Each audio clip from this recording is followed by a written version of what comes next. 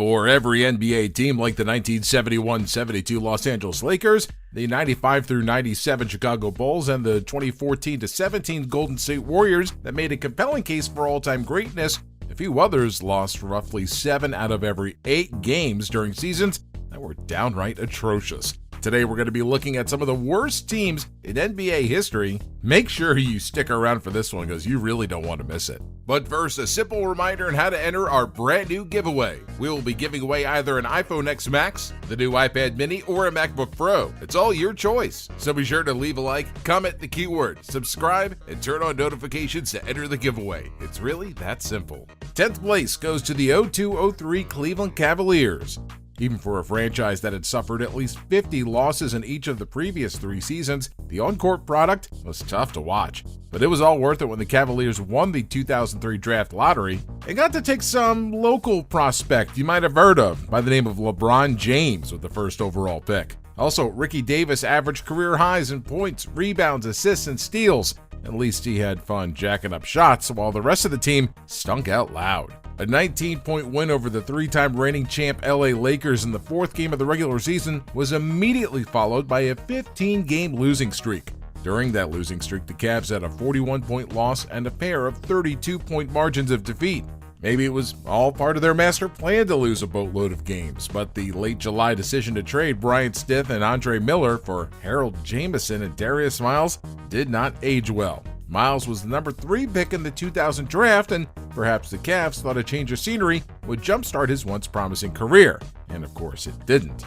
A point guard of Miller's caliber would have helped LeBron bring a title to Cleveland prior to his 4-year hiatus in Miami.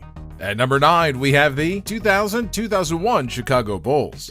They finally completely embraced the rebuild. For the first 2 years after losing Michael Jordan, Scottie Pippen, Dennis Rodman, Steve Kerr, and Luke Longley, the Bulls were still giving a ton of minutes to veterans. But in 2000-2001, the only guy on the roster with more than 3 years of experience was Fred Hoiberg, who had 5. 8 of the 16 guys who saw playing time were rookies. Well, if you're going to be awful, at least figure out who you can either build around or get good return on investment for on the trading block. 5 of those 8 rookies were out of the league within 3 years, and while Marcus Fizer and Jake Voskuhl were able to hang around a bit longer than that, neither amounted to much.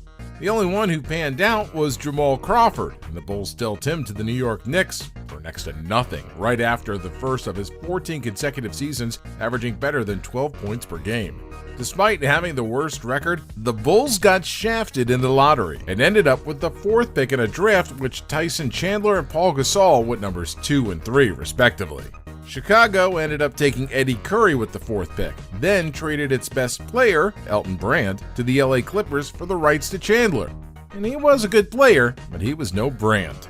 Number 8 on our list, we have the 04-05 Atlanta Hawks. Both Josh Smith and Josh Childress were named to the All-Rookie team, providing at least some hope for the future. The Hawks also got Marvin Williams with the number 2 pick in the 2005 draft, and he ended up providing a decent amount of value over his 7 years in Atlanta. As far as career win shares are concerned, he was the 4th best player in that draft class.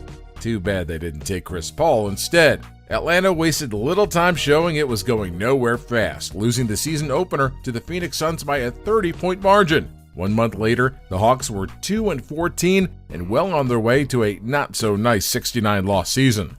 Constant roster flux didn't help matters either. Childress was the only player to appear in at least 75 games for the Hawks, while 15 different players started in at least 1 game. Less than 7 months after giving up Jason Terry as a part of a package to acquire Antoine Walker, the Hawks dealt the forward to the Boston Celtics for 36-year-old Gary Payton, 35-year-old Tom Gugliotta, career backup Michael Stewart, and a first-round draft pick they eventually traded away. Next up, number 7. It goes to the 82-83 Houston Rockets.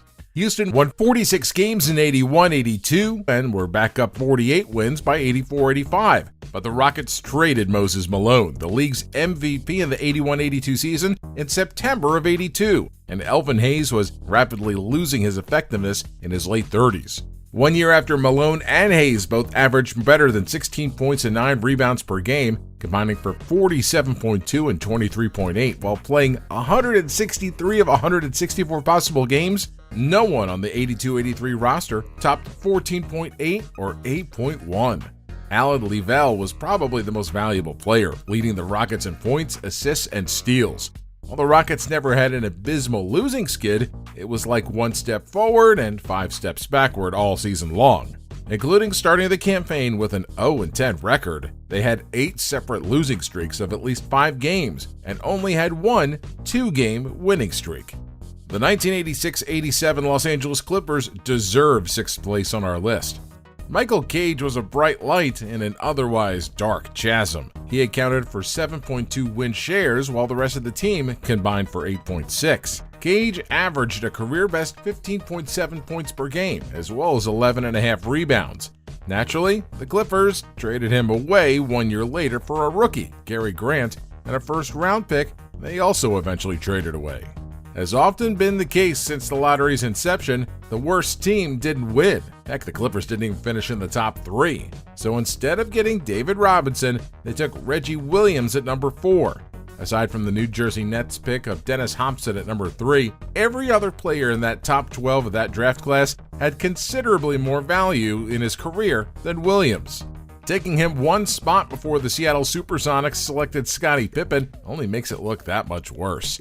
From 1981-82 through 1990-91, the Clippers had 10 consecutive seasons with a winning percentage of 39% or worse. This was clearly their lowest point during that stretch, but this wasn't some calculated effort to get bad in order to get better. They were simply an embarrassment for an entire decade. Number 5 goes to the 2009-2010 New Jersey Nets. The Nets haven't done much right on draft night in the past 3 decades, but 2008 first-round pick Brook Lopez was an exception to that rule. After a solid rookie season, he became the star of the team in year 2, averaging 18.8 points and a career-high 8.6 rebounds. They eventually salvaged things slightly by winning 5 of their last 12 games. However, the Nets infamously started 0-18. The 2015-16 Philadelphia 76ers eventually tied it, but that set the record for the worst losing streak to open a season. The Nets had 4 more losing streaks of at least 8 games in the process of free-falling to a 7-63 record. That's a .100 winning percentage, and it would have been the worst of all time if they had kept it up for 3 more weeks. It was hard to fault the new majority owner, Mikhail Prokhorov, for coming in and selling the roster for parts, but only 4 players, Lopez, Chris Humphries, Devin Harris, and Terrence Williams, who played for the Nets in 09-10, also played for them in 2010-2011. Next, we simply couldn't forget the 1997-1998 Denver Nuggets. Denver had the worst scoring margin in the league, but at least it wasn't dead last on offense or in defense. Golden State was slightly worse at scoring. The Warriors averaged 88.3 points, while the Nuggets finished at 89. And there were 3 other teams that allowed at least 103 points a game. The Nuggets started off 0-12 and later added losing streaks of 16 and 23 games. There were 11 teams that won at least 47 games that season, and Denver went 0-32 against them. Despite the worst record in the league, the Nuggets ended up getting the number 3 pick in the lottery. Failing to re-sign Dikembe Mutombo after the 95-96 season was the first clue that a multiple-year disaster was looming. In fact, aside from LaVonzo Ellis and Brian Stith, Denver went through a complete roster turnover from 94-95 to 97-98. And Ellis also left for greener pastures during the summer after this 71-loss fiasco. Now to the top 3, we have the 2011-2012 Charlotte Bobcats. This team was dreadful, but at least it was only a 66-game season, right? Being that bad allowed the Bobcats to tinker with their lineups and figure out more quickly that rookie Kemba Walker was more than just some guy who led UConn on one of the most unforgettable NCAA tournament runs of all time. Not only did the Bobcats lose 13 more games than every other team this season, but they also lost the draft lottery. The New Orleans Hornets got the first pick in the 2012 draft and made the obvious choice with Anthony Davis at number 1. Charlotte landed at number 2, but passed on the likes of Bradley Beal, Damian Lillard, and Andre Drummond to take Michael Kidd-Gilchrist. Thanks to a season-ending 23-game losing streak, this was the worst single-season winning percentage in NBA history. Nearly half of those losses, 11, were by a margin of at least 20 points as well. And as previously mentioned, they finished 13 games out of 29th place. Though it's not like they were still tanking for lottery balls. They were just that awful, averaging a paltry 87 points per game. Second place on our list belongs to the 92-93 Dallas Mavericks. The 82-84 Houston Rockets are often credited as the originators of the tanking philosophy. They were terrible in back-to-back years, ending up with Ralph Sampson and Hakeem Olajuwon as number 1 overall picks. Lack of experience meant a lack of leadership. Derek Harper was the only non-rookie on the roster worth much of anything, and the 31-year-old missed 20 games throughout the course of the season.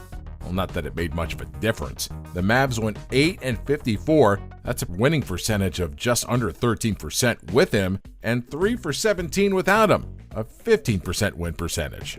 As far as Basketball Reference's simple rating system is concerned, this was the worst team ever. SRS combined scoring margin and strength of schedule to spit out a single number indicating how far above or below average a team was that season. And Dallas's minus 14.68 score in 92-93 stands as the record for futility. The Mavericks had an average scoring margin of minus 15.2 points, including a 58-point loss to the Sacramento Kings in late December, and of their 71 losses, 58 were by double digits. And our first place award of the top 10 worst teams in NBA history goes to the 72-73 Philadelphia 76ers. At least Fred Carter wanted to play, I guess. It was a breakout year for the shooting guard who outscored everyone else on that dreadful 76ers roster by at least 672 points. Between that season and the next 3, Carter averaged 20.5 points, 4.7 assists, and 4.7 rebounds. There were 17 teams in the NBA at this point, and Philadelphia finished 12 games out of 16th place. It's hard to believe that this was the same team that went 68-13 and won it all 6 years earlier, but that'll happen when you trade an all-time great, Wilt Chamberlain, for a poo-poo platter, and then proceed to make poor choices in the draft for a half dozen years. Even when the 76ers were trusting the process and tanking throughout the mid-2010s, they were never quite this awful. The 15-16 team went 10-72. That only put them in second place in NBA history, behind the 73-loss Sixers from 72 and 73. Who would have thought that NBA teams could be this bad? Wow. Anyway, that wraps up the video. Thanks for watching.